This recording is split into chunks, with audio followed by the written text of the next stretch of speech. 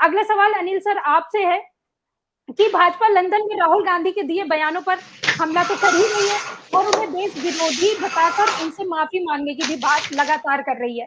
क्या कांग्रेस को राहुल के इस बयानों से 2024 में कोई नुकसान हो सकता है? सुष्मिता जी, जिस दिन ये लंदन से बयान आया उस दिन मैं एक ऐसी किसी चर्चा में था और जो उस चर्चा में जो लोग भाग ले रहे थे वो जो सच्चाई के साथ, या ये कह सकते हैं उनका झुकाव कह सकते हैं विपक्ष के साथ राहुल जी, लेकिन वो सब ये कह रहे थे कि देखिए तो राहुल गांधी ने बहुत गड़बड़ कर दी, हिट विकेट, सेल्फ गोल, इस तरह के शब्द इस्तेमाल कर रहे थे और सोचना चाहिए था वहां जाके, ऐसा बयान नहीं देना चाहिए था। और मुझे भी कहीं ना कहीं जब सब कह रहे हो तो मेरे को भी लगा कि शायद बात सही है। लेकिन जो सुशील जी ने बात कही मुझसे पहले कि जो जयराम रमेश और जो टीम पिछले कुछ समय से कांग्रेस की जिन्होंने कमाल संभाली है, वो जिसे कहते हैं ना, धनंजय जी कहते हैं कि शठे शाठ्यम समाचरित, वे जैसे को तैसा, और वो आक्रामक होकर के अपनी बात को रखते हैं। तो बजाय इसके कि वो एक है जिस तरह का, अभी आज भी मैं एक पत्रकार महोदय, वो यूट्यूबर बन गए, पहले बहुत बड़े पत्रकार होते थे, तो उन्होंने जो चीन में मोदी जी का जो बयान है, मुझको मालूम नहीं था, वो मुझे अब पता लगा। और अगर वो राहुल गांधी जी के उस लंदन वाले बयान का इतना विरोध नहीं होता तो शायद वो सामने नहीं आता। और शब्द क्या है जो मोदी जी ने चीन जैसे देश में जाकर के जो शब्द इस्तेमाल किए भारत के लिए, कि लोग बाग यहाँ ये कहते हैं कि भाई छोड़ो यार, डूब गए, पता नहीं पिछले जन्म में क्या पाप किए थे जो इस देश में भी हमने जन्म लिया, चलो किसी दूसरे देश में चलते हैं, यहाँ कुछ नहीं होने वाला।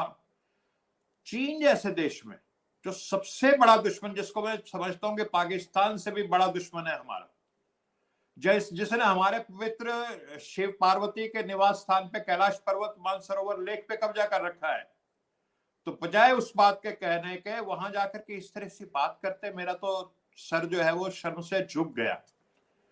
और मतलब हमें क्या संस्कार, जब से हम सब लगभग एक ही एज ग्रुप के हैं, आप तो दूसरे जनरेशन से आती हैं, लेकिन हमें जो बचपन से संस्कार मिले हैं, जो हमने बार बार सुना है कि जननी जन्म भूमि स्वर्गादपि गृहसी, यानी जननी मतलब मातृभूमि और मां तो स्वर्ग से भी बढ़कर महान है, उसके बारे में चीन में जाकर के ऐसी बात बोलना, मतलब ये क्या कहा जाए। और इस तरह से बयान देने के बाद जो देश का जो अपमान जो मैं महसूस कर रहा हूं एक भारतीय नागरिक होने के नाते, उसकी कोई सीमा नहीं है। तो असलियत यह है कि जिस तरह का जो क्योंकि देखिए ये राजनीति है, महात्मा गांधी थे वो एक संत की तरह व्यवहार करते थे, वो संत थे, और राजनीति जैसे चाणक्य की नीति होती है तो उसी तरह से राजनीति करनी चाहिए और करनी। जो लंदन में राहुल गांधी के दिए गए बयान का जो कांग्रेस की जो भी ये सेल है, मीडिया सेल कह लीजिए उसको, जो उसने माकूल जवाब दिया है और बिल्कुल जिसको कहते हैं कि तख्ता पलट के रख दिया, तो वो ही आपको आगे लेकर के जाएगा। एक तो ईडी, सीबीआई, आईटी, इनसे डरने की जात नहीं, बेखौफ होकर के आपको लड़ना पड़ेगा।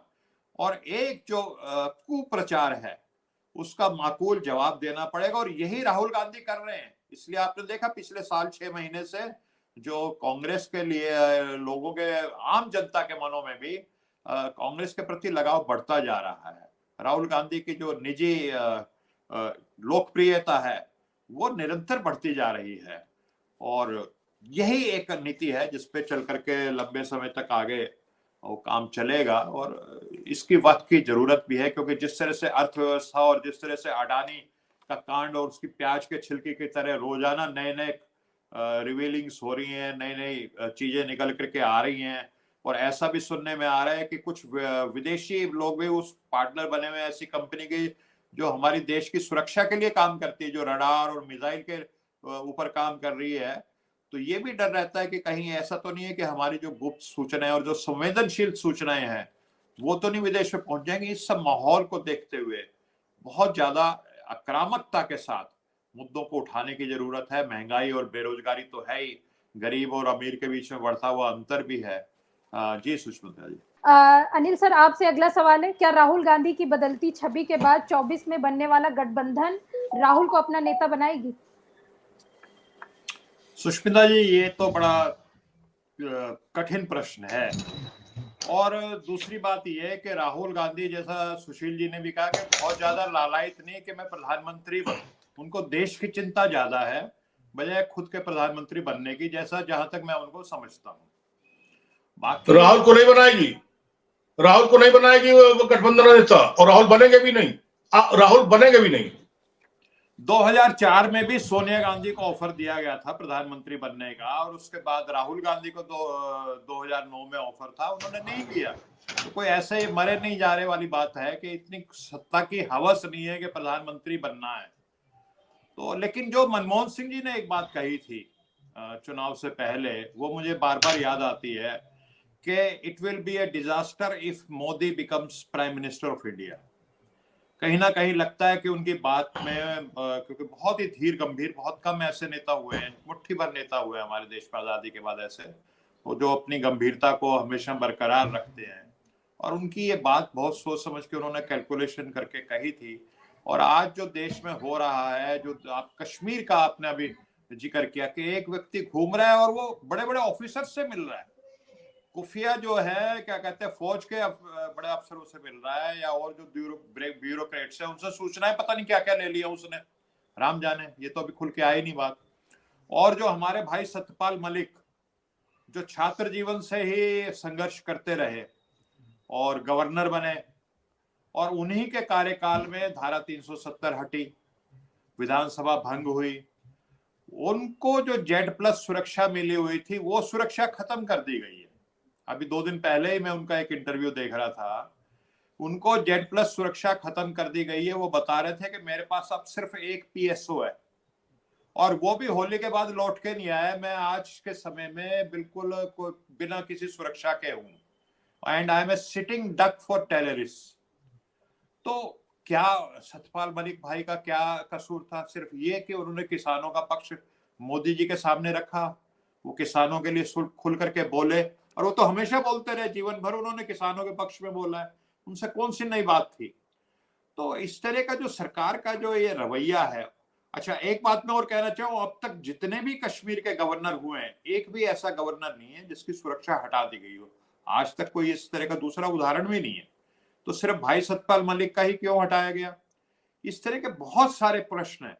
लेकिन जैसा सभी पैनलिस्ट कह भी रहे हैं कि विपक्ष का भी कुछ कर्तव्य बनता है, और वो जैसे कहते भी है ना कि पूछ रहा कर्तव्य तुम्हारा, कब तक ऐसे वार सहोगे, बोलो कब प्रतिकार करोगे।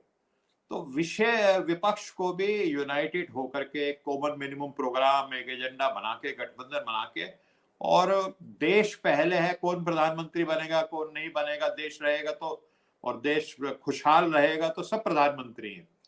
तो एक किसी व्यक्ति को मान के, चाहे उसको तजुर्बे के हिसाब से मान लीजिए या किसी और हिसाब से मान करके, अब समय ज्यादा नहीं रह गया, अब आखिर का जो 1 वर्ष बचा है वो उसमें संघर्ष होना चाहिए। और राहुल गांधी को जो समर्थन मिला उनकी जो पद यात्रा में, वो सिर्फ राहुल गांधी के प्रति प्रेम ही नहीं था। जनता चाह रही है, जनता इतनी दुखी है, वो विरोध करना चाह रही है कि वो चाहती है कि कोई आगे आए जिसके साथ हम निकल कर अपना विरोध प्रकट करें। वो उसका भी एक तरह से एक लक्षण था। तो यही है कि विपक्ष को आप अपना कर्तव्य निभाना चाहिए। जी सुष्मिता जी।